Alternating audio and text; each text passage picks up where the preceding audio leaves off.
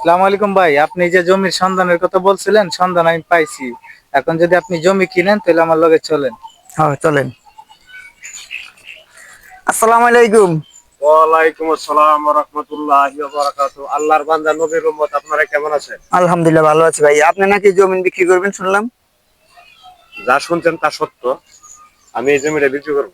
যাও, আমি উনার মারফতে শুনলাম আপনি জমি বিক্রি করবেন। ভাই, আমি একটা কথা কই আপনারে। বলেন। আমি একেবারে সরল সোজা, জিলাপির মতো সোজা আর কি। আমি কোনো দালালের মাধ্যমে জমি বিক্রি করি না। দালাল? দালাল কাকে বললেন ভাই? হ্যাঁ, আপনি তো খুবই ভালো মানুষ।